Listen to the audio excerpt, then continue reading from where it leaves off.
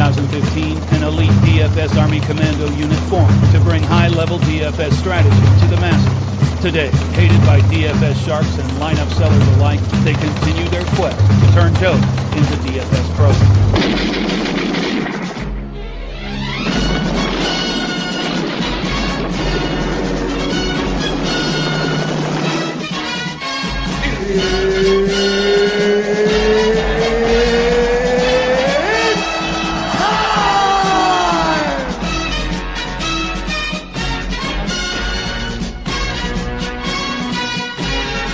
Alright, what's up everybody? Welcome to the DFS Army VIP WolfPack podcast. That's what we're calling it. We're going to call it the WolfPack for now. Name could change, but call it the WolfPack podcast. My name is Kevin Allen, founder and CEO of the DFS Army. I've got Kyle, Big Marley on the line with me. What's up, Kyle? Man, I am so pumped. Football's back. Cannot wait to talk some games with you, and I am even more pumped to win some money this weekend. Same here, man. For those who don't know, and Kyle, this is your first time on a fantasy football or daily fantasy football podcast with me. Kyle is a DFS. We did some last year. We did. All right, there we go. So Kyle's our newest. Kyle is one of our NFL coaches. For those who don't know, Big Marley channel in Slack, coming off a live championship, DraftKings live championship experience from last season. A big money player, and all around DFS shark. So I'm super excited to have you coaching with us in the DFS Army Slack group and breaking down the games with me on this podcast.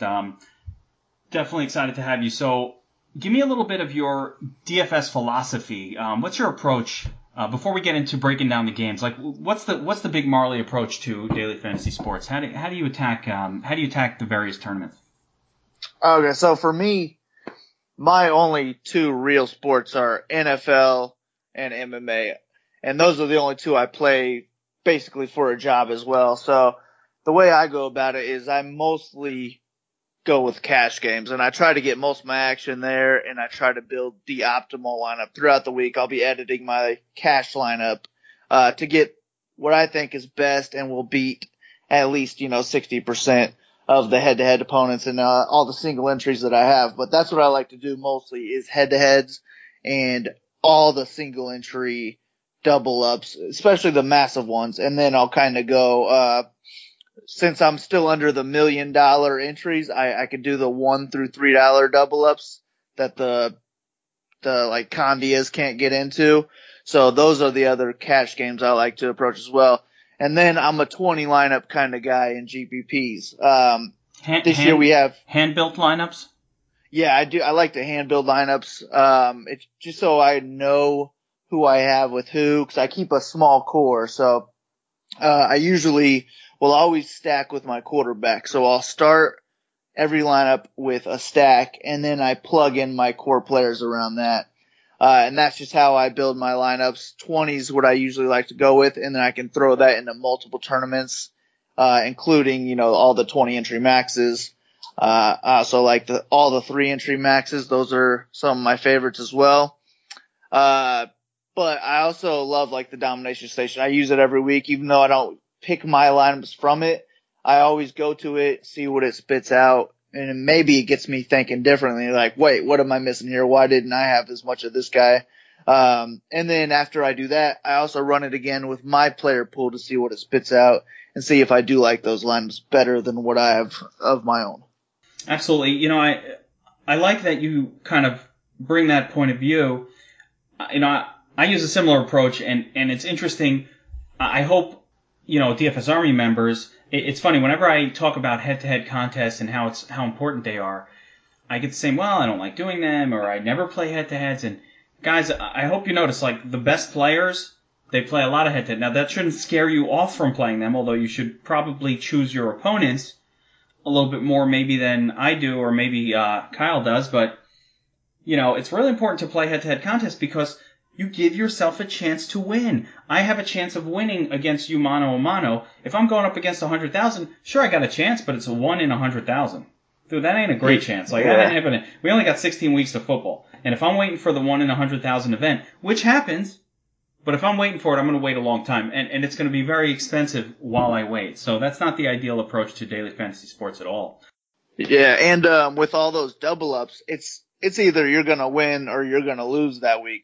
With head to heads, if you're losing in every one of your double ups, you could still get back a number of those head to heads. So you almost never lose everything with head to heads, whereas you could with double ups and 50-50s. So I prefer head to heads over everything, but I do love all those single entry ones as well. Absolutely, and same here. I like when you mentioned single entry contests. What I'm looking for are smaller contests, not the big ones too, but I definitely like small single entry contests because once again, it's bringing me back to I don't like to have to build a lineup that can beat 100,000 other lineups, but I don't mind getting creative enough to put together a lineup that can beat 200 or 400 or 600 other people. I mean the single entry cash games, like those massive single entries. Those are my favorite. I join all of those. Yeah, those and head-to-heads are the way I attack cash games. There we go. Awesome. All right, so on that note, let's jump into week 1. It's Thursday night as we're recording. The Eagles-Falcons game is literally on in the background. It's slightly distracting, but I'm recording it. It's fine. I'm recording it. So we'll watch it. We'll watch it in a little bit here. But let's start with That's a good idea. Yeah, I mean, let's start with the quarterback position. That's where I always start. Everything I do revolves around the quarterback position. So, this week it's very interesting at the high end. You have that Brady Watson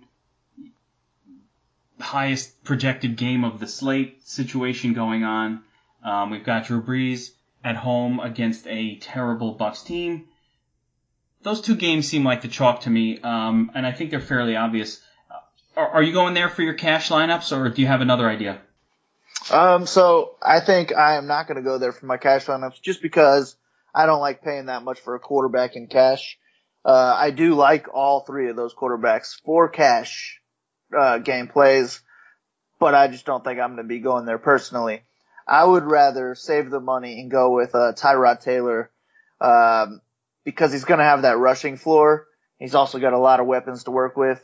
He's probably going to be playing from behind. I like all those things. The one thing I don't like is that there's probably going to be a lot of wind in that game from what I've read in the DFS weather Slack channel.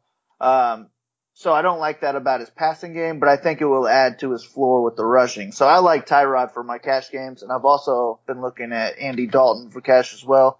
But right now I have Tyrod in there.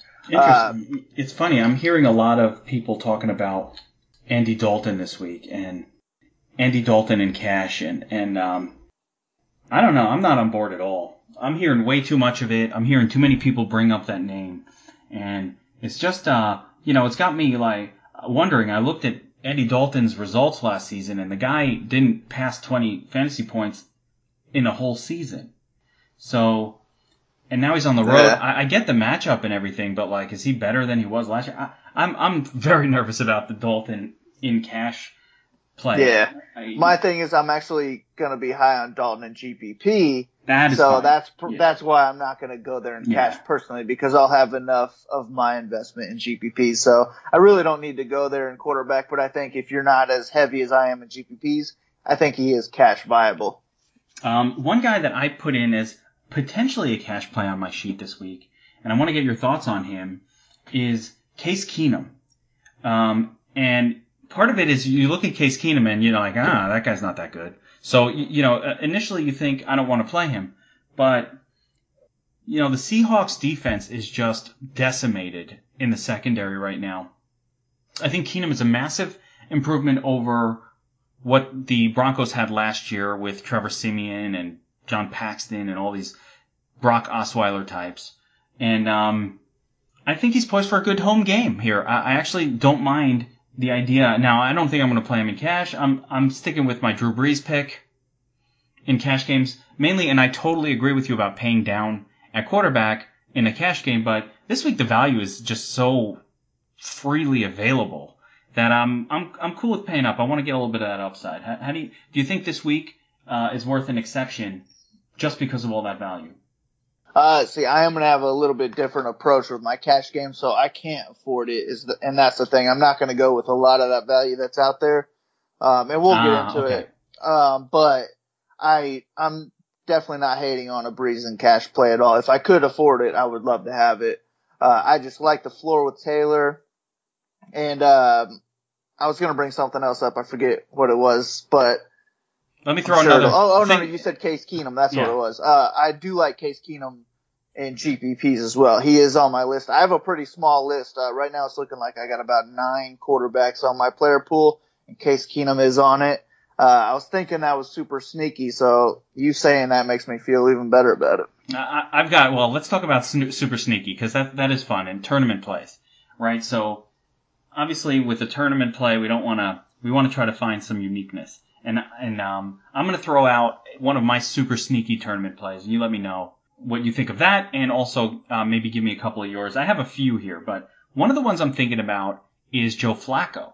And I loves me some Joe Flacco this week. Number one, the Beat the Bookie crew actually shot me a note that like the number for the Ravens was our prediction for their total score was a little bit above what the Vegas line is, so it's giving me a little bit of that play to the over, feeling.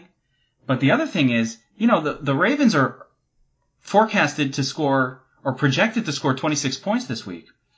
They're like the 4th highest projection.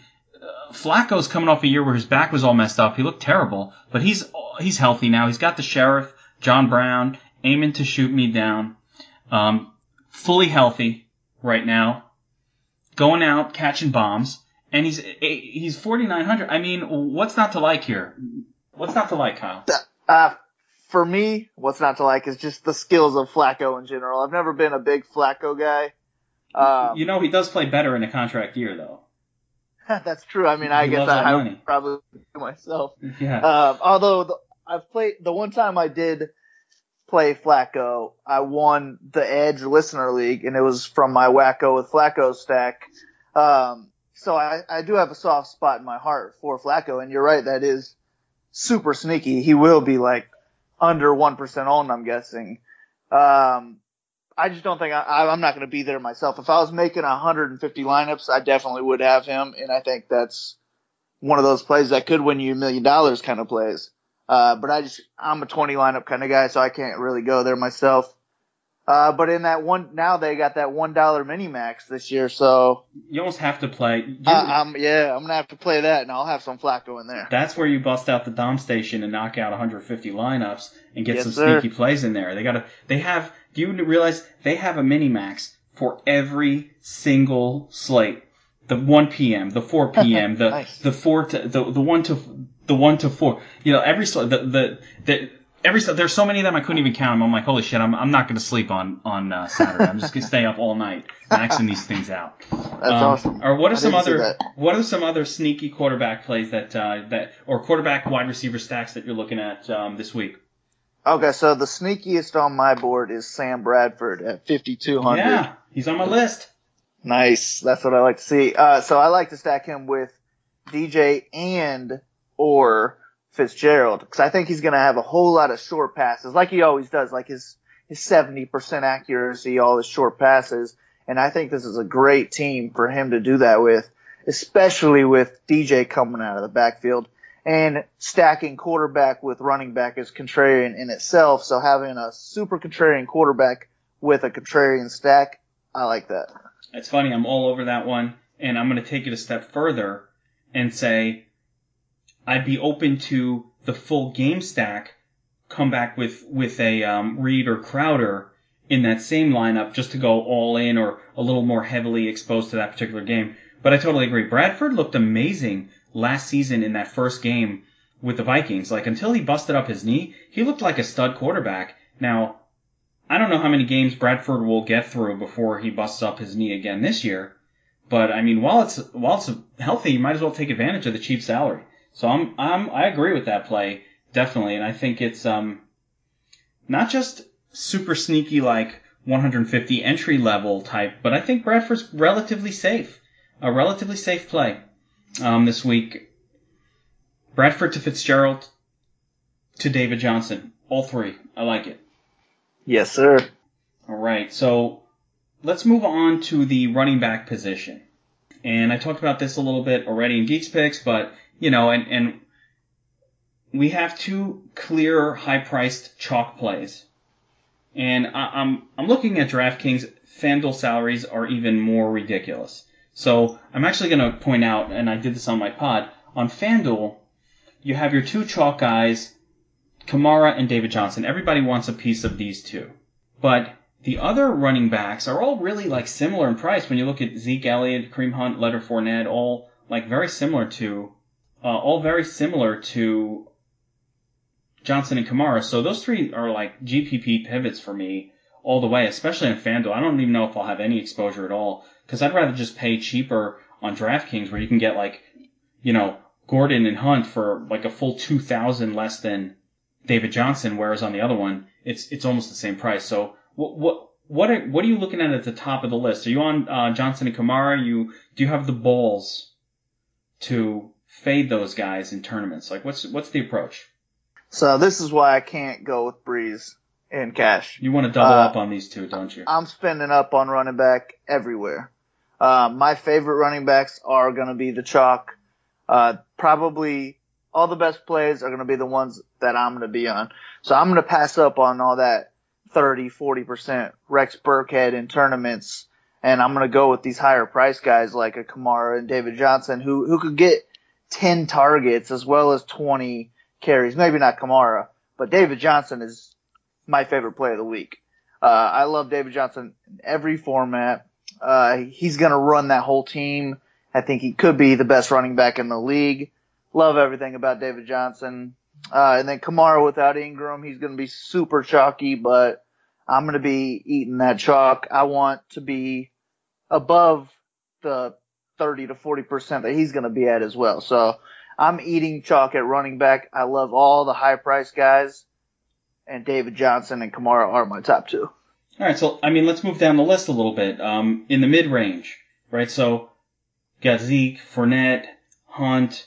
What about Christian McCaffrey? He's one of the chalky names here. Yep. All right. So my favorite's David Johnson. My second favorite's Kamara.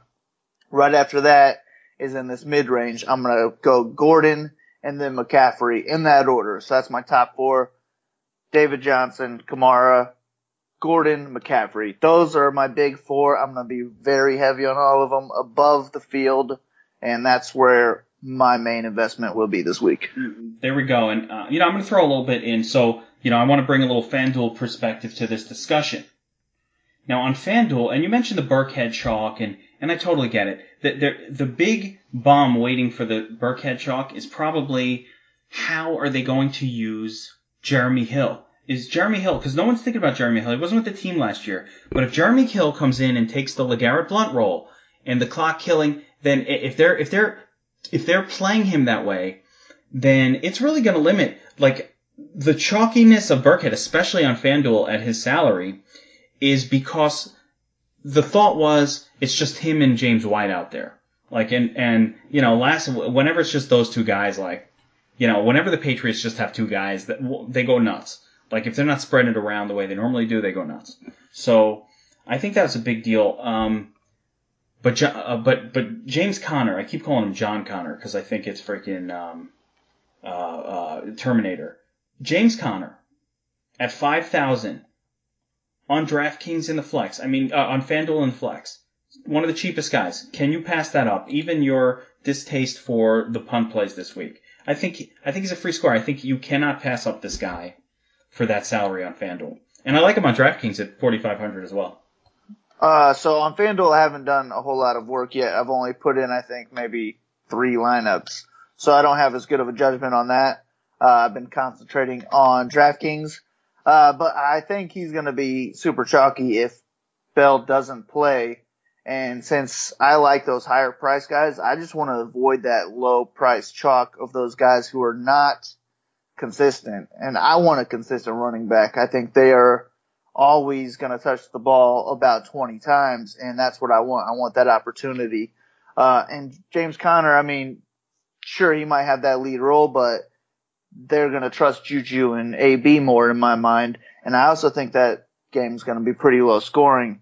So I think I'm going to be fading that chalk in James Conner, and I'm sticking with these higher priced guys. So a few of the lower priced guys that I'm liking, I like James White as a pivot off of Burkhead. Okay. I do like Burkhead. I'm going to have some Burkhead as well, but I liked him. Like, he was my favorite play when salaries were released. I had him in every single lineup that I was putting in.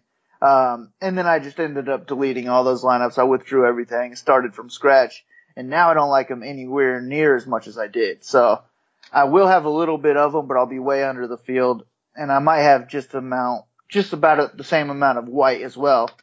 But my two other low price guys are going to be Royce Freeman and Duke Johnson. There we go. Yeah, I definitely like Royce Freeman as well. Similar reasons to why I like Case Keenum. I just think that matchup is better than it seems. And Duke Johnson is, he is who he is. He's a guy that sometimes gets you great points, especially when they're playing from behind, and they have to throw it to the running back position quite a bit, which they probably will be. And he'll be probably 1% all, and that's what I like most about him. Yeah, he's always going to be that. And, I'll throw another name out there that's basically very similar to Duke Johnson, which is Chris Thompson. Maybe less than 1% owned. Like, I'm not a big Chris Thompson, believer coming off that injury, but no one's talking about Chris Thompson, and especially as a DraftKings play for the salary. And I think it's, I really need to bring it up here. I'll bring it up, but it's going to be, what's Chris Thompson trading for on DraftKings right now? Do you know? I think it's about 4,500 as well. But my issue is that I think he's going to be on a pitch count. I don't think he's going to be fully healed yet with this first game, especially. You know what? He's still too expensive. I thought he'd be in the threes. This 4,700 price point. Yeah, if he was healthy, I'd be all over that 4,700. Yeah, he is that type of player that I want. And I am a believer in Chris Thompson, if he was healthy, but I am nervous about the injury, and I think he'll be on a pitch count. I totally agree, and I think that's why the field isn't on him. And I think in the middling range, and I know we want to avoid this middling range, it's definitely feels like the week where you're going studs and scrubs with the Connor salary saver, and of course, really wanting to reach up for those other guys. But in the middling range, kind of like Lamar Miller, Alex Collins, Kenyon Drake, I know these are names that'll probably roll into my hybrid lineups a little bit, but Lamar Miller, just the Patriots really they're gonna sell out to stop DeAndre Hopkins, I think, at the expense of letting Lamar Miller kind of giving up some yards. They play a bend don't break type style, so I'm a little worried about his touchdown equity, but I definitely think he's got a good shot to get 100 yards and some receptions. And then if he gets the touchdown, you're talking about a 20-plus point game for him. And Alex Collins, there are certain things we look for out of running backs. Home, heavily favored, facing a terrible run defense. He checks all the boxes for me. Yeah, so on this one, you just basically brought up two of my biggest fears. So with 20 lineups, I can't play everybody. I'm not trying to spread out my lineup so much that, I'm throwing away 19 to get one win. So I'm fading some big plays, and these are some that I am fading, but I think they are good plays. If with my 150, I'm for sure going to get a whole bunch of Alex Collins and Miller, but I just can't afford them with my 20 lineups. I would rather pay up more, and I think paying up for maybe two super expensive running backs kind of makes your lineup a little bit different in itself, because you're going to have to go contrarian elsewhere. So those are just guys that aren't going to make my personal 20 list, but I'm not going to say that those are bad plays. I think you're on the right track, and you're a 150 lineup kind of guy, and those are great 150 lineup plays, I think. When you do 150 lineups, here's the deal. It's, we've talked about this in some of the MMA stuff too, right? If you're going to pay up for a player at a position, he damn well better put up the most points for his position. So basically, in a massive tournament, if I paid up for Zeke Elliott this week, he puts up 26 points. 22. Let's give him 22, right? Oh, great. Yeah, I heard. It's actually more dramatic in the tight end position, but it does work the same with running backs. So he gets 24 points. cool, I think I'm in good shape, right? That's 3x or 4x or whatever it is. But if some running back that's selling for $2,000 less also puts up 24 points, then wait a second. Now you're at a massive disadvantage because you spent $2,000 more on a player that didn't put up as many points or put up the same or fewer points. And now the same thing can be said, if you look at the tight end position, it's even more dramatic because it's just one position. So you pay up for Gronk this week, he gets you 23, you're feeling great. But if Delaney Walker, Jordan Reed, and Greg Olsen all put up 22, 23 points, then you're actually sitting ugly. You're like, fuck, I spent thousands more on this guy, and everybody else at the tight end position had a big game, so this was just a complete disaster for me and my lineups. Like, you're feeling good after that game plays out, and then when all the other tight ends score, you're like, oh shit. So when you're doing 150, you can't just load up on the one most expensive stud. As a matter of fact, I'm almost always comfortable fading that guy because I feel like at least there's got to be 2 running backs out of this entire list that put up as many or more. Now, they're more volatile, which means you have to take a bunch of them to find that guy. But if you do, that's how you win the tournament. And what we're trying to do is win the tournament. It's a little different in what I call in hybrid lineups where you're not competing against 40,000 people. At that point, you don't have to be perfect. So I'll take my Gronk and I'll take the 22 points. And if Delaney Walker puts up 22 also, no big shit. I'm just happy I got 20 out of that spot, and hopefully the rest of my spots do well. And then I could still win the tournament. But in the massive ones, if you don't pick the best guy, you are not going to win the tournament. All right, let's move on to the wide receiver position. And we talked about some of the high-end guys, but, I mean, where are you looking this week at wide receiver? High-end, mid-range, low-end? Give me some names. All right, so first of all, is this podcast for VIP only, or is this to the public? No, this is VIP only. We're going out to our members here. So. All right, VIP only. I'm going to lead off with a guy going against my favorite team. I'm a Colts fan, and we are going to get burned by John Ross. You want to pivot away from Cole? Here it is, John Ross. That's the play. I've heard a little bit too much talk about him, like literally today when I've been listening to podcasts, but before today, I haven't heard any chatter at all about him, so I think he will be low owned. And so I might be a little crazy right now, but he's in almost half my lineups. You know what's funny, Kyle? I have a similar play. Now, Ross is on my sheet, right? I've got him as one of my plays. But the guy who ends up in most of my lineup, and now it's funny because I'm also thinking I'm pivoting off of Cole to John Brown. And I have that same feeling that this is a guy who not too many people are talking about that has a chance to really go off in this game. And it's funny because it's my reaction is I'm like, hey, John Brown's in 50% of my lineups right now. I actually have to, I'm glad you're mentioning Ross because I really need to diversify a little bit because I just keep going back to Brown. See, all right, so Brown was originally one of those guys that I was hearing a lot of, when I was hearing, about the Burkhead time when Burkhead was blowing up. I think John Brown was kind of right up there with him. I heard a whole lot of chatter on Twitter with John Brown, so I was like, you know what? This is going to be a good fade for me. I'm going to fade John Brown, and I'm going to go with, what's his name? John Ross. And then Cole became a thing. And now it was now I'm pivoting off of Cole to John Ross. So I do think a lot of that Brown chatter has gone away, but I haven't really, I still kind of have that in my head that he's going to be chalk. So I haven't really thought about that since then. So I might have to add him to the pool. I'll look around, kind of get a judge to where maybe his ownership will be, but that will be the whole key for me. If he's going to be high owned at all, I don't want him. If he's not, I'm in with you. I got to tell you, I do not think that John Brown will be chalked by any stretch of the imagination. I definitely could be wrong all the time, but I don't think so. I think it's Cole, it's Amendola.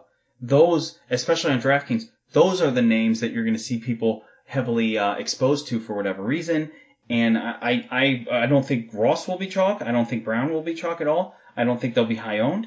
And it's funny, for me, Brown is a core play. They used him as their WR1. Everybody says it's Michael Crabtree. I don't think it's Michael Crabtree. I think it's John Brown. I think when this guy's healthy, part of my bias here is I've loved John Brown for the last 2 off seasons, like the 2 previous years, and he's been injured, and so I've had him drafted on my fantasy team. I'm like, fuck, he got hurt again with the sickle cell trait, and I'm like, shit, that can't keep happening. And then it happened again the next year, and I'm like, oh, so it had burned me once, burned me twice. Now it's the 3rd time. So I hate to get off the bandwagon. You know what I mean? I've been on the bandwagon for 2 years. I want to stay on it so that when he has that big game, I wrote it long enough and I finally can be right about it. You know what I'm saying?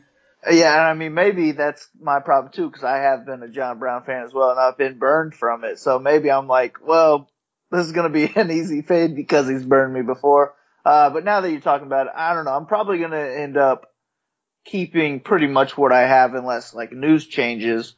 But John Brown is definitely going to be one of those guys I'm going to be above weight on in my 150. And since I'm so heavy on like John Ross, I might have to go and switch it and have John Brown be my 150 stud and throw like 40% of my lineups on him with those lineups. 30. I mean, you never need to go too crazy with these. One of my cautions for always if with I'm going to 150. fade him in my main 20, I think 40's not a bad deal with, $1 per lineup.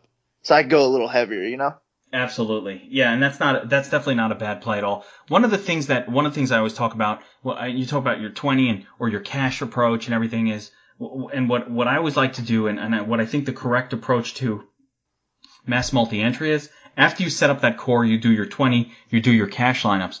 Kind of look at the players that you have and say, I don't want to have too much of any of these guys in my 150. So now I'm going to go mess around with a mini max. It costs $80, $150 worth total. So it's not a massive portion necessarily. Like the $80 one, that's 150 lineups. What is it for $75, 50 cents each? So at that point, you could get a little freaky with it. You know what I mean? Like you could go completely away from the chalk. It's no big deal. Or you could stay off. Yeah, that's my plan. Yeah, you just stay off of these guys that you had high exposure to in your core, and you go to sort of some different stuff, and eventually that's going to lead to a tournament win. And I'll give you the perfect example. I don't know if you have an office, if you've ever been in an office pool where they pick the game. Have you ever done that? Like been in an office pool where you pick the games each week against the spread? I've been around gambling almost my whole life. I know you're a pro gambler, but I'm asking you. I know you're the pro gambler, but I'm asking you. Have you ever been in an office? My dad has been in a lot, but yeah, I haven't really been in enough offices myself. But yeah, I know it from my dad. I know you're not an office guy. So that's why I asked you the question, not because I didn't think you bet the game. Come on. So here's what happens in your office pool. And I've been in an office, right? And what happens in the pool is, every week it's like, yeah, you and your friends who are all into football and blah, blah, blah. And then one week, the secretary wins it. Maybe 2 weeks out of the year, the secretary. Why? Because that 1 week when all the weird shit happens, right? And she was like off, this person, she has no involvement with football whatsoever. And I'm literally saying the secretary because that's who won it. Like a couple weeks every year. It happened so many years in a row. I was like, how does this girl who has no clue about football, never watched the game, all of a sudden win? And she picked the weirdest ones. Like when you go like off the chalk, she didn't know what the chalk was. She was just choosing the games based on random. And everybody else was on the same group because we're all on like these chalk picks, that, like smart people are supposed to be on or whatever. And so even though like the total at the end of the season would be terrible for that know nothing about football person, it didn't matter because she would win it a couple of times, and that's all you needed to be profitable. So that's kind of how the 150 approach goes. Listen, I'm going to lose it most of the time going completely off chalk, but I only need to win it once or twice to be successful. So where were we? All right, so let's look at the rest of the wide receiver position. And I totally know what you mean by that, because I even though I don't go to the office, even working from home, I'm allowed to do like the March Madness pool, and it's always some person you would never think that wins it. So yeah, you definitely make a good point, and that's how I would approach it. And that's how I'm going to approach it. So another little side note. So the way I go about my cash games and GPPs is if I have someone in my cash games, that's the majority of my money. So I don't need them in as much GPP. So I can differentiate there. So now that I'm going to have my 20 lineups and then my cash lineup, my 150 is going to be taking a whole bunch of shots, just trying to get first, really. So that's how I'm going to approach it. But I also like to I don't try to grind out a profit with my GPPs, but I do want to cash as many as I can. And I do a good job at cashing in GPPs, even if I don't have a big win. So that's why I like to keep a small core. I keep the plays that I think are good plays, and then I mix them in with different stacks, and I fit them in with whatever salary kind of works. So that's how I approach the whole game. I mean, it's the correct approach, and we're gonna harp on this just for another minute because it's your cash entries, it's your chalky entries that allow you to feel comfortable. So if you mentioned your 20 lineups. I do usually between 4 to 8 main hybrid lineups per site, right? So I don't do the full 20, but I'll do between 4 to 8, but I'll load them up. Each one of them head-to-heads, each one of them in, higher dollar, small contests, and ladder it up the whole DFS Army method, right? But once I've done that and I've allocated all that funds, now when I'm messing around with a mass multi-entry situation with a 150, I'm going for the win. I'm playing that contest to win it. So I feel it's very uncomfortable to go off of the chalk. It makes you feel weird to have studied all week and say, I love David Johnson, and then not use him. It feels a little icky. But if I've got him everywhere, then I'm like, oh, fuck it. For these, 50 cent or $1 or $4, whatever your budget level is, right? For these entries, it's not going to break my bank. It's 5% or 10% of my total allocation for the week. So it's no big deal. I'm just going to get crazy with this because I can. And then, of course, build smart lineups, use game stacks and all of the things that we teach to do a good job. Even this week, looking at the defense, I don't want to talk about defenses yet, but it's difficult for me to make a lineup without the Ravens. It's difficult. I'm like, how do I not click the Ravens against the freaking Bills?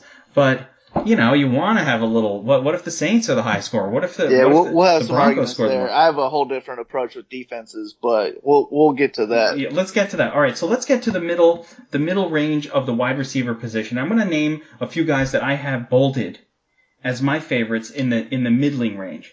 And this is my DraftKings side. So actually, I'm on FanDuel. Let me see if I'm the same on DraftKings here. I'm sure I am. So there we go. Yeah. I'm looking at names like, Chris Hogan, you got to start with him. Way underpriced for what he's supposed to bring to the table. 6,100 on DraftKings. I think it's 6,700 on FanDuel. The only wide receiver that's healthy for the Patriots. Gotta love him. Larry Fitzgerald, another guy. We talked about Sam Bradford to Larry Fitzgerald. Sam Bradford, he doesn't throw deep. Like, Fitzgerald's going to be operating the part of the field that Sam Bradford loves. And I think Jarvis Landry's the other one that everybody's going to be on in this middling range. What do you say about that trio? Are you going to eat some chalk with these guys? You going cheaper to afford those high-end running backs? What's the story? It's interesting. I wasn't thinking Fitzgerald and Landry would be chalk, but yeah, I am. They are in my lineup. Hogan will be chalk, and I'm eating that chalk as well. It's just too good to pass up, really. Brady doesn't have a ton of weapons, and he's familiar with Hogan. 7-Eleven, dude's always open, so I like Hogan. But with Fitzgerald, it's more I'm going to pretty much just have him in my Bradford lineups, and then maybe he'll make another one or two. But who else did you say? Landry. You said Landry. Yeah, I didn't think he would be chalky at all, actually, because he's the Browns. Maybe Hard Knocks will get him. The Hard Knocks effect is real, man. Everybody who watched Hard Knocks is like, I want to play the juice. Everybody. Kind of, it got me too, but I was also a little bit on Landry before Hard Knocks, so it's almost like, damn it, Hard Knocks. So not me, man. Hard Knocks is like, well. I must play this man every single week. He's an alpha dog. Yeah, right. Haley loves that dude, so he's gonna feed him. Yeah, I'm gonna eat it. All three of those guys are in my player pool. Like I mentioned, multiple times, I'm only doing 20 lineups, so my player pool is not that big. I think I have about 22 wide receivers right now. Do you feel comfortable with Juju Smith-Schuster Yes. in your cash lineup. I do. I actually may or may not have changed my lineup to have him in it today. But okay, so I didn't even say my tier yet. So yeah, that's what's one of them right there. Juju Smith-Schuster. I love that guy. Because if Bell isn't playing, then most of the attention is going to go to AB. That'll leave Juju open a lot. And he's only 5,900. He has huge upside and he has a good floor. So I do like Juju in all formats. But I think my main play is Emmanuel Sanders. Yeah. He's my other bolded play. So I mean, we're on the same path here. Nice. Very nice. And of course AJ Green, because I think Dalton will have a big week, but that's going to be GPPs for me. Emmanuel, I think that might be the first person I clicked on in cash. I'm not sure, but he's 5,000. He's just too cheap. He's going to get targets and he is a stud. So he's just too cheap at 5,000. So I think you have to have some Emmanuel, and he has a decent floor. So I like him in cash, and I'm going to eat that chalk. I want to be above the field in tournaments. I mean, we're on the same group. You know, whenever that happens, I'm like, are these guys going to be so freaking chalky? Is everybody going to be on it? But you know what? It's not a lock. I don't know. You know, we could just be on the same page for no great reason. Or maybe new quarterback. People might be scared of Seattle defense still. So, I mean, hopefully he'll go under-owned, but he's just almost too good of a play to go under-owned, you know? Yeah, you know, even more so if you think about what went on in the preseason where Sanders was clear in a way the favorite target of Case Keenum, and it wasn't even close. I don't have the numbers in front of me, but I saw it, and he was targeted, you know, maybe twice as much as what Demaryius Thomas was in the same number of plays by Keenum in the preseason. So it was not even close. I love Emmanuel Sanders. He's in, again, this group. I mean, we just basically rattled off everybody who I have in bold on the Geeks pick sheet. So it's like, dude, we're a little too much in agreement. Here. We're gonna kill it, dude. I hope so. Me and you are taking all the money. Let's take the monies, man. Let's stop this podcast now. Not share it to anybody. Shut it down. Let's get it. This is only VIPs. Don't worry. We can share everything here. This is not for the public. All right. So, any other sneaky plays at wide receiver? I mean, you know, is it worth it to pay up for Antonio Brown? Are you gonna stretch to make that happen? In a cash lineup where you'd have to give up one of those high-end running backs to make it work? So I mean, since, as you know, I'm going to be heavy on those high-end running backs, I can't fit much Brown into my lineups. However, he did make my player pool, so I do have him in at least one lineup. Cause it's almost like I don't want to get burned by not having Brown.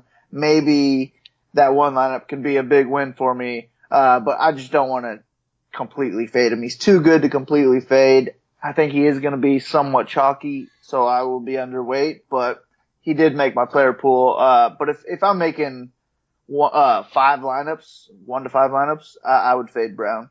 Sweet. Yeah, and you know, it's tough to fade Brown for the same reasoning. You know, he does have 40-point upside. And that brings me around to, well, if we like Juju Smith-Schuster and we like Brown, you know, somebody's throwing it to them. And you kind of want to play him too. So, I mean, it brings Big Ben into the equation. I don't know about if I can ever play Roethlisberger on the road as a cash play, but he's going to be anchoring at least one of my hybrid lineups, or one of my 8, let's say, or 7. I'm going to set up a Roethlisberger stack just because, like, if these two other guys, again, without Bell in there, I think one of the people who are going to benefit is Ben Roethlisberger.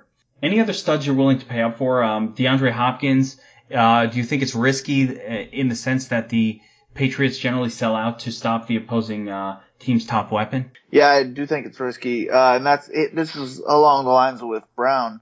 I'm not going to be overweight on Hopkins. I will be underweight, and he might have only made 1 or 2 lineups. And that's just so I don't get burned. He's probably stacked with Watson in those lineups.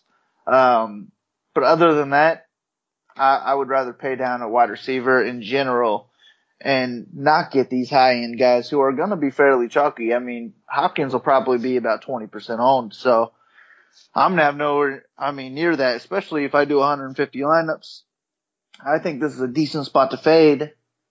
And spoiler alert, my favorite defense right now is the Patriots. Wow. All right. Well, let's get to that in a minute. But all right. So I actually wanted to bring up a point as you were kind of talking about the heavy and the expensive running back situation and why that's important in cash. So what you just said, I mean, Hopkins, yeah, he's a freaking beast. He's going to go bananas a lot of games. But then there's going to be games, because he's a wide receiver position can be shut down. It happens. Antonio Brown had multiple bad games last year. DeAndre Hopkins the same. So the thought process here is, if I'm going to pay up, let me get David Johnson in there. David Johnson doesn't really have many bad games on his record. Like, a bad game for David Johnson's like 16, 17 points. You know, or getting hurt. That's it. Well, anybody can get hurt. So, I mean, I don't know how to anticipate. It's funny doing this. That's what I'm saying. You don't. So you just throw DJ in there because the only reason he didn't kill it last year is because he got hurt. Yeah, like when he was starting, when was there a situation where it wasn't a good game for David Johnson? It hasn't really. It's not something that happens. Now, I'm not saying it can't happen, but it's very unlikely because of the way he's used. It's just not likely. So, and I'll even say this. I mean, he's expensive at 85 or what is it, 8,800 on DraftKings, but that might be the cheapest we see him all year. A lot of these guys are showing the cheapest they're going to be all year right now.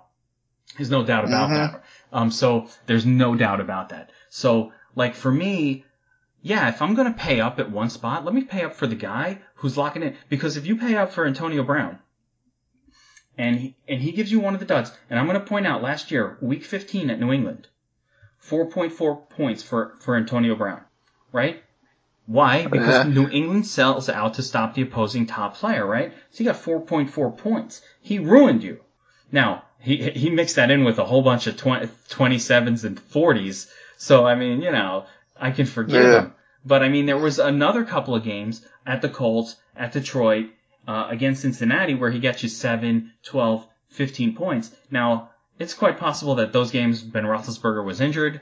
I don't remember which were the Roethlisberger injury games, but I mean there are others. Minnesota 11, Baltimore 7.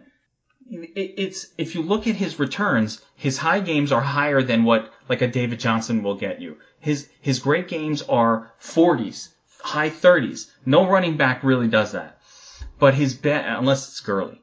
But his bad games are 7s, 4s, 11s. When you pay $9,000, you got 7, you're finished. Turn off the TV, shut it down for the day. I lost. So that's one of those reasons why it's safer, especially in a cash lineup. Don't fuck around with, running backs that are, mediocre. Just put the studs in there and save them if you can, if it's there. Save the money at the wide receiver position, which is more volatile. Yeah. And I'm the biggest Julio fan, I'm sure. I mean, Julio's way more. Yeah. Julio is not a cash game play for me. If I'm ever going to spend up at wide receiver in cash, it is Antonio Brown. But this is just not the week to do it for me. I just love DJ too much this week. I want as much money almost as I can get on DJ.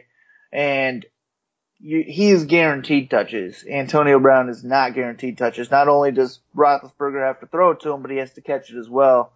And DJ's going to be getting passes to him. He's going to get maybe 30 touches. It's not like he broke his leg or like an ankle or something where he's going to be timid.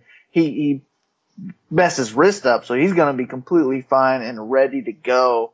And he could have played last year, but they were so bad that there was no reason to play him. So he's going to be fresh, and that is why I love DJ. And I think you should absolutely pay up for DJ anywhere you can. In my season-long rankings, I used very similar wording in the sense that I was like, it's funny that DJ is ranked 4th by all the, quote, experts out there.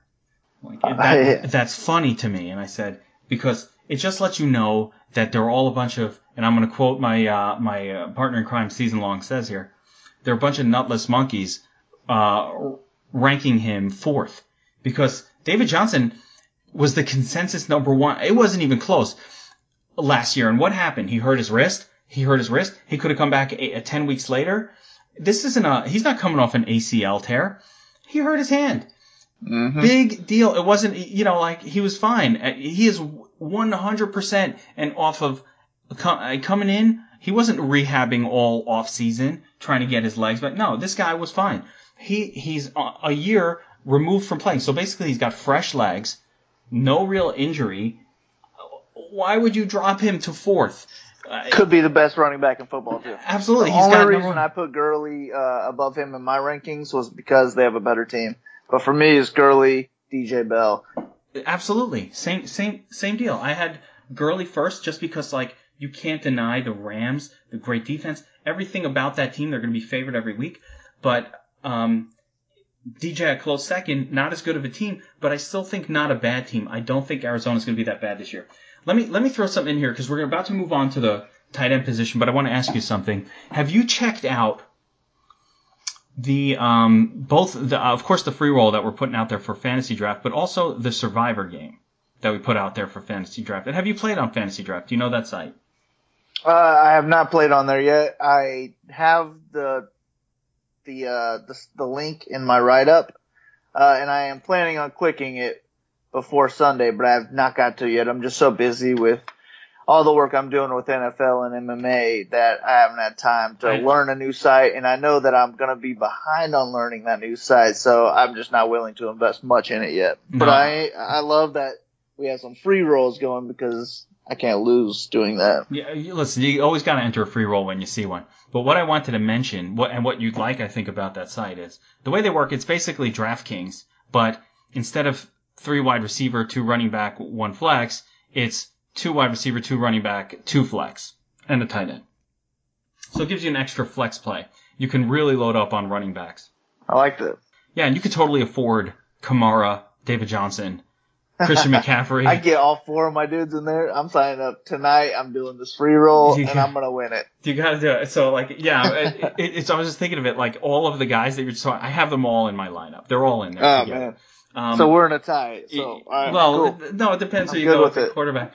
But one of the other cool thing, and I'll mention this for our listeners and the DFS Army VIPs, the second promotional thing they did for us, and it's not fully clear.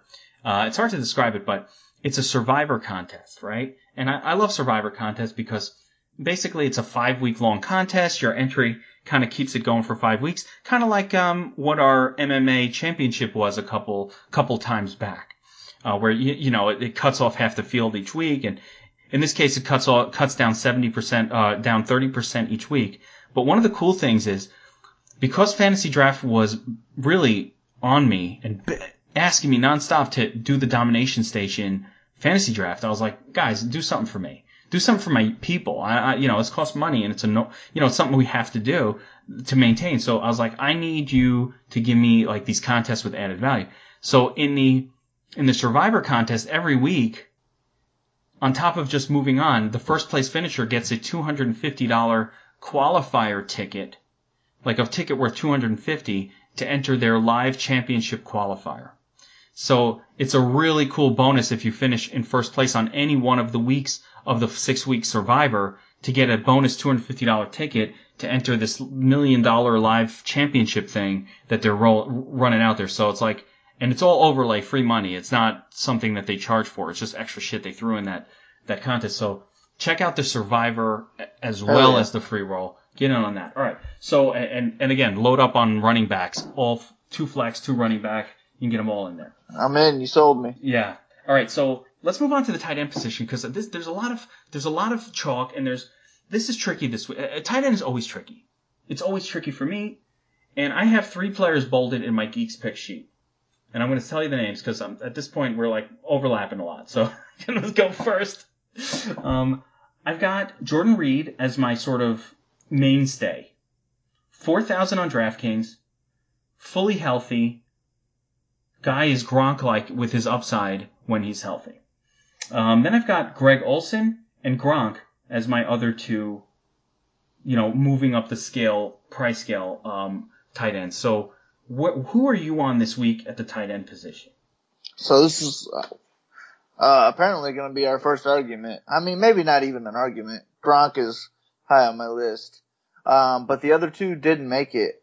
Reed, I actually do kind of have an argument for not having. I do love him as a talent. I think he's maybe top 3 to 5 top talented tight ends in the whole league. And at 4,000, I mean, it'll be crazy if we see him that low again. I just think he's gonna be started off slow. I mean, the guy gets hurt all the time, and also Alex Smith knows Vernon Davis. I mean, that's the only player he's been familiar with for years, and I think he's going to be throwing to Vernon a lot. So it's not going to be all Jordan Reed getting those tight end targets. Vernon's going to snatch up a lot as well. Wait. Hold on. Now I just had a thought. Being that you're from Indianapolis or Indiana, Jack Doyle? Yeah, buddy. You just found my favorite one. Oh my goodness. So this also, you kind of moved on from quarterback so fast that I didn't even get to mention my favorite quarterback of the week. Which is? Not my favorite, but Andrew Luck. What? Andrew Luck and Dalton. I love this game. This is gonna be, I think, the highest scoring game of the week. Wait, now we have to explore this now. So you're a local from that part of the world, right? Yes. I call it flyover country. That's a place where I've never been. We don't stop. You'll have to come sometime. We don't stop in Indiana. I'll show you at a fucking party. I've actually been to Indianapolis. I have been there. I'm just kidding. But so you're a local there. Now I'm concerned about Andrew Luck's arm strength. I'm concerned about his rust. Should I not be concerned? No. Okay, so let me sell you even more then. Okay. Man, I got you already. Man, if I was a car salesman, I just sold you a car. All right, so you're concerned about his shoulder. So what's he going to do? He's not going to hand it off every single time, is he? He's going to make short, accurate passes. Who do you do that with?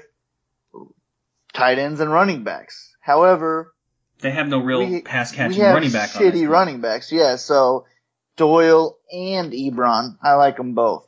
And all right, I mean, I don't really want to give this kind of crazy info out. I even have one lineup with Doyle and Ebron in it. This is bananas. This cannot be one of the 20.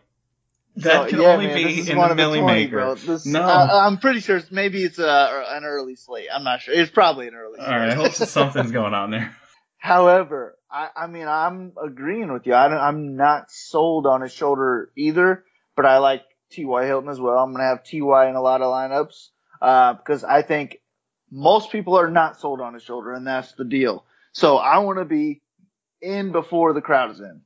That's what it's all about in GPPs, right? All right, so let's clarify that is most definitely. Oh, this is a GPP only. Yeah, people listen, and then you know what I hear on Sunday afternoon. Yeah. I hear on Sunday afternoon and the ones who listen barely, they don't remember who said what, and they're like, I heard someone say double up on the. And I'm like, let me clarify. And it's in my write-up. Everybody read my spreadsheet tomorrow. I have every pick that I'm going to use in the spreadsheet. And I try to explain everything there. But every Colts player for me is GPP only. The only person I would even consider in cash is Jack Doyle. So he is my...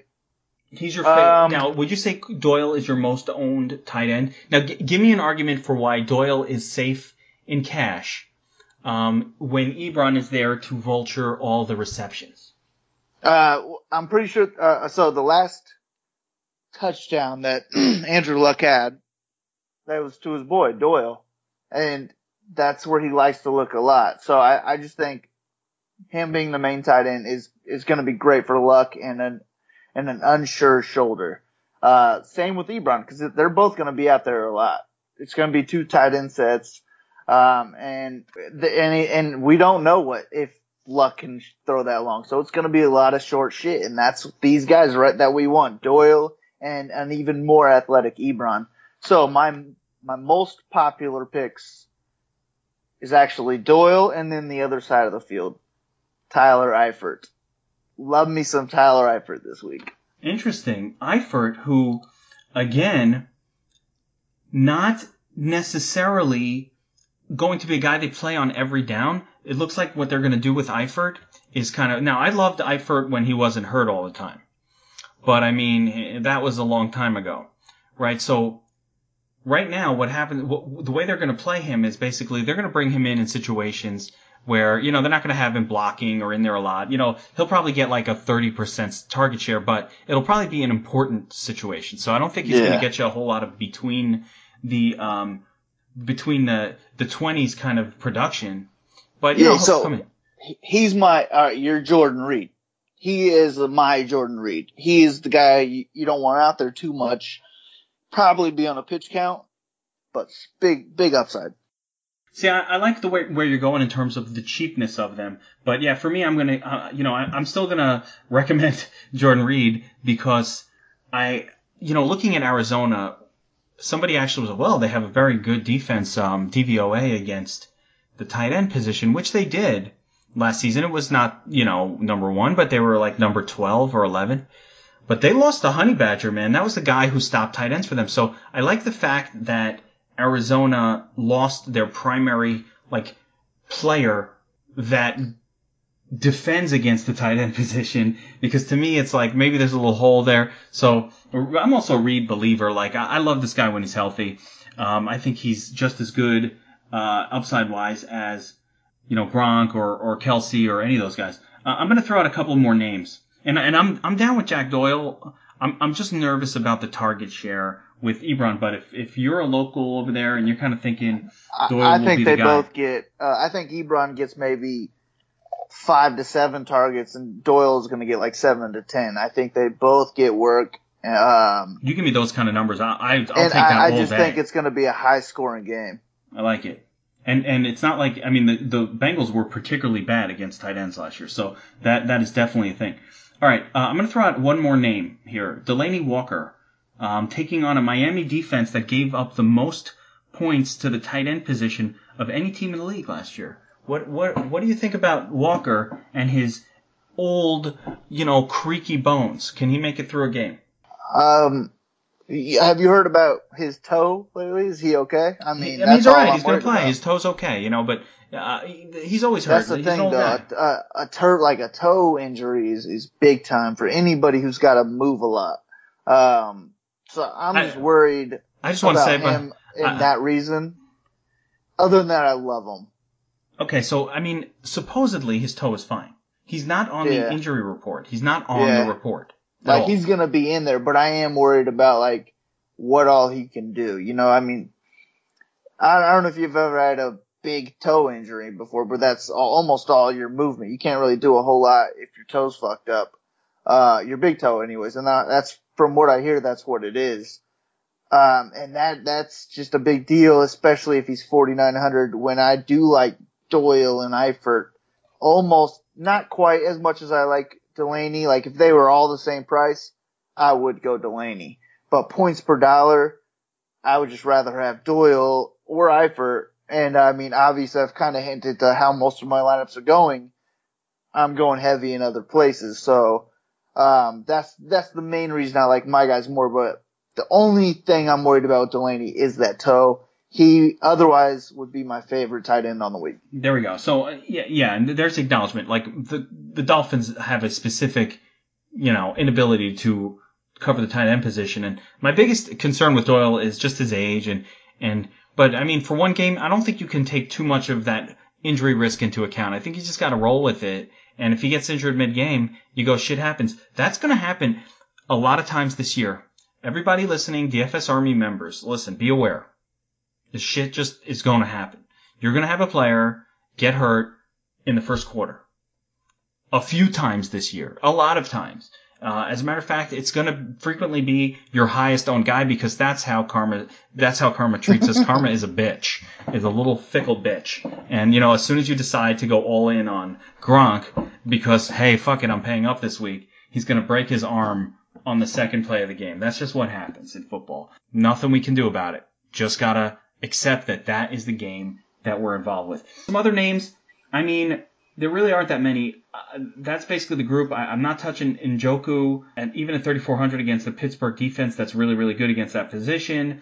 And I don't like some of these other names like Kelsey. He has not done well against the Chargers. Olsen, I like Olsen, because he's no one's talking about Olsen, and that's what makes me like him. Olsen has just as much upside as anybody, 25-point day, and no one's even mentioning him. That makes me happy.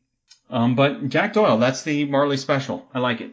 All right, let's move on. Jack Doyle and Eifert. Doyle and Eifert, but the combo is very much a GPP only situation. Yes. All right, so let's look at the last position group here, defense. And, I mean, it's very easy for me to rattle off chalk Ravens and chalk Saints this week. Saints facing Ryan Fitzpatrick, an interception maniac. And the Saints defense has incredible defensive back play. They're actually a much better defense than they're given credit for. Ravens, all we have to say is Nathan Peterman. Last time we saw him, he was throwing 5 interceptions in the first half of a game against, I believe it was the Chargers. But, I mean, why is he starting? I have no idea. Buffalo's just a complete disaster of a team right now. At least that's what I think. So, you mentioned, though, you liked some other defenses that are pretty off the wall. So, talk to me about some of your tournament plays. All right, so let me break my defensive philosophy down for you. First of all, Baltimore and the Saints are the best 2 plays on the slate. I'll give you that. But the problem with defense is Baltimore's going to be super chalky, like 20 to 30% chalky, I'm thinking. Easily. And that's ridiculous to me for a defense. I can't risk that because that's the most random position that there is. All it takes is one tipped pass that's returned for a touchdown, and that can happen to any team. Also with Baltimore, they're going against the Bills. It's not like they're going to let Peterman let the ball fly. They're going to keep that ball on the ground as much as they can. They're going to keep a short pass, a more accurate pass for that nerd Peterman. And how is he? They're not going to be too risky. So I just can't eat that chalk with Baltimore at 3,800. Give me my DJs. I want all the DJ. Give me DJ. So that I can't afford Baltimore with that. So my favorite defense of the week, and it is a bit risky, is the Patriots. I think maybe the most popular quarterback of the week is going to be Watson. So not only if he has a bad week coming off of this injury, not only is that going to kill good amount of teams, but if my defense can return a touchdown, then it also helps me a lot at 2.4K. I just love the price, 2.4K. I can get so much else in there. They're a good defense. I'm going to make a suggestion for a cheap one for you after this. That I'm I got some others. Opinion. All right. So the Patriots first. So that's my favorite. And the last thing I wanted to say about the Patriots is on the domination station, points per dollar, the best defense is the Patriots. And I have to agree with them. Points per dollar is what I love in everything. So if I'm looking at the domination station in any sport, the first thing I always do, I click on each position and I go fantasy points per dollar. Sort by points per dollar. Very, very, very, very right. Very correct thing to do. Yes. That gives me my value plays. And my favorite value plays are the ones where you can get something cheap like a 2.4K with a Patriots or a 3.4K with an Eifert. And then that allows me all the DJ and the Kamara I want. So that's my whole strategy this week. And I'm going to go pretty heavy on it. And I'm going to trust the domination station that they're right on that Patriots. But at the same price, another one that you're probably not on that I'm about to sell you on is the Dolphins. What? I'm not on that. I know it. So you're about to be. So it is in Miami at home. I was just there for the live final. We had a tour of the Dolphin Stadium. And it's pretty strategic how they have it all set up. So not only do I like that the sun is going to be beating on the Titans the whole time, that kind of sold me on them in general, but I think this is going to be a low-scoring game in general. And last year, Miami played the Titans early in the year in Miami. Dolphins defense scored 20 points. I do remember Give me that game. Give me that at 2.4K. Those are my two favorites. That was a nuts play that week. That was one of those plays where I was like, who the fuck is the Dolphins here? And why would anybody do that? And whoever did it won the $1 million. I remember that. Maybe that's going to be this week too. Those are my two favorite defenses, and they're cheap AF. All right, I've got one to throw out for you if we want to get on the cheap ones, because I'm feeling that vibe. So what about the Chargers taking on essentially a rookie in Pat Mahomes. Yeah, At home, I like it. Bringing the number 2 rated defense, particularly in the secondary, from last season to the table. Like, what's wrong with that at 2,800? Yeah, not only is that a good thing, but Mahomes is probably going to run more, which leads to more sacks. So that's more points. See, I like it. They're going to make let me look at my spreadsheet. I think I have 6 defenses I'm using. 5 or 6. And they're on there. So let me say, we got Patriots, Dolphins, Cardinals. Okay. It's another cheap one, 2.5K. I like the talent on that team. I think they're going to be a pretty good team. Chargers. Oh, and I got 2 more. Panthers are going to be the most expensive team I use on defense. You're not going up to the Broncos for $100 more. No, I'm not. Just because Russell Wilson is just too accurate. He just doesn't make many mistakes. I don't want to do that. I would rather go with the Panthers because I am really worried about Dallas's offensive line. And for that reason, I have 0 players in my player pool on Dallas. So that's what I like to do with my defenses. If I'm not anybody on a team, I like to go ahead and use that defense. And that's why the Cardinals made my list as well. I have nobody on Washington in my player pool. Cardinals are only 2.5K. I got to use that. And I love stacking defenses with running backs. Can't express how much I love DJ. DJ, Cardinals, boom, boom, boom. And the last one on my list, cheapest you can go, the Browns. What? I think it's gonna be a low scoring game. Myles Garrett's gonna get 2-3 sacks, a strip fumble for a touchdown. Just randomness is gonna happen, and that's what happens with defenses. So you do realize, so let me explain this one last thing. So all right, so the only reason I like the Browns is, let's say I have 4.7K left, and I need a wide receiver. I don't like any 4.7K wide receivers. So if I'm already on the Dolphins, I'll just go ahead and drop down to the Browns. That gets me Emmanuel Sanders. I'm good with that in that scenario. You know, if the Browns, it's funny. I keep wanting to go back to MMA references because you and I have talked a lot more about MMA over the last year. It kind of reminds me of punting a position where you take the cheapest guy on the slate. I'm just putting a cheap guy in there. I'm down with that. You know, he's going to get me a couple points. You know, even if he gets his ass kicked, that extra salary savings allows me to pay up for these other studs, and you do it. But that time when you do that, and that cheap guy actually wins now you're doing that throwing it away. You're like, Browns, if you get me 5 points, thank you very much. You did your job, right? And it is Ben Roethlisberger. He does take sacks, right? And the Browns defense, slightly better than what people maybe assume it is. So now what happens, though, if they do get a strip sack, fumble, recovery for a touchdown, or something positive like that does happen, and instead of getting you like, hey, I just hope I get 3 or 4, they wind up getting you 12, 14, 16 points. Well, I'll tell you what happens. You win the tournament. Yes. Like when you do that, and you're right, you win the tournament. No one has them. They go nuts. So I like the last thing I want to say is it's first game of the week. Nobody knows anything really. So this is the best time to take chances with cheap defenses. I do pay up later in the year for defenses once we know what we have in offenses and defenses and we can kind of exploit matchups. But it's kind of a guess this week one. As much as we want to pretend like we know everything that's going to happen, it is a guess in some way. And man, maybe this is a Hard Knocks effect too, but I just think this is going to be like a 17-13 game.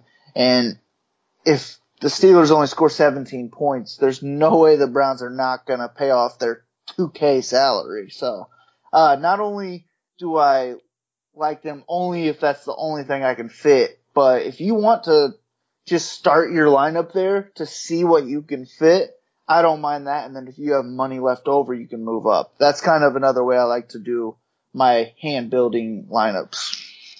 You know, you might inspire me to use some of these cheap, because I've not had a situation where I've clicked anything but the Ravens or the Saints. Yeah. Yeah, see, that's just too much for me because I mean, some lineups. I mean, if I can fit 3 of the top running backs, that's what I'm doing. You know what I mean? So I'm super heavy on running backs this week. I can't explain it any better than that, and I'm sure, hopefully, the ownership will go up just a little bit, but only with DFS Army members, and I'm cool with that. Yeah, do not. Yeah, we come as a platoon of soldiers attacking the enemy, not each other. So Yes, what I found in NFL for real though is that there's so much volume of games and tournaments and contests in NFL that whereas it really there's nothing you can say or do that's going to affect any kind of ownership. So luckily that has no effect on anything. So I'm going to come back to one last point before we wrap it up. Week 1 is a little bit weird. Teams aren't in sync.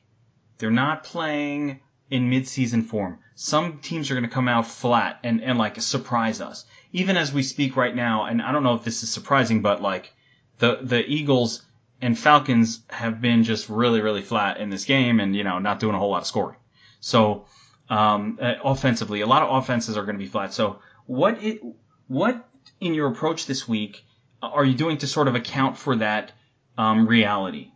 I mean, my defense is the main thing. We don't know what's going to happen. And that's the most random position that there is. So all you need is one tipped pass. That's almost perfect, but someone gets their fingertip on it and then it goes to the other team and they can run it back for 6. That makes the value right there. So I would rather pay down there, go with something you're more confident in, and something like this guy's going to get 20 touches. I'd rather have him than this guy that's 2,000 cheaper who's going to get maybe 10 touches. So that's the main way I'm approaching it. And the other thing is wide receivers, pretty random too. So I would rather pay down there than running back. I like definitely those approaches, especially the concept of say, hey, let's not mess around with expensive wide receivers this week. Let's just, load up on the stud running backs who aren't going to be as volatile and certainly will be less affected by an offense not as in sync, which really is something that affects the passing game. For me, one of the approaches I'm using this week to sort of counter that is, game stacks and team stacks really heavily. Meaning, I'm trying to get like in my hybrid lineups and my tournament lineups, less exposure to that potential dud. So like, I have this thought in my head that Brady's going to come out and just not be sharp. Now, don't ask me why. It might be because he's done that the last 2 or 3 years in the first week of the season where he just was not himself, right? It takes them, they're a very formulaic offense. So I'm like, I want exposure to that game. And I'm not saying I know that he won't be. I don't know. But I mean, I wouldn't mind like not having, rather than have like players from like Hogan in every single lineup, for example, and then a dud from Brady just kills your whole day. It's the same concept across all the games. So I try to build more game stacks and team stacks, a little more exposure to players on one team than I might do in mid-season, because if that team is not one of the out of sync teams and I get a whole bunch of those guys and everybody else has got all this mixed exposure and kind of catches the landmines, maybe that provides a little bit of an edge. So I would say to everybody, just, keep that in mind as you're building lineups this week, that it's week 1 and weird shit happens. Like the best offenses might not perfectly be in sync yet. We don't know how Brady's going to look. We don't know how Watson and Deshaun's going to look and some of these other, and Roethlisberger and all of these guys. So be aware of that and sort of try to keep your lineups construction being done with that in mind. Kyle, I think that's it for us. Let's wrap it up here.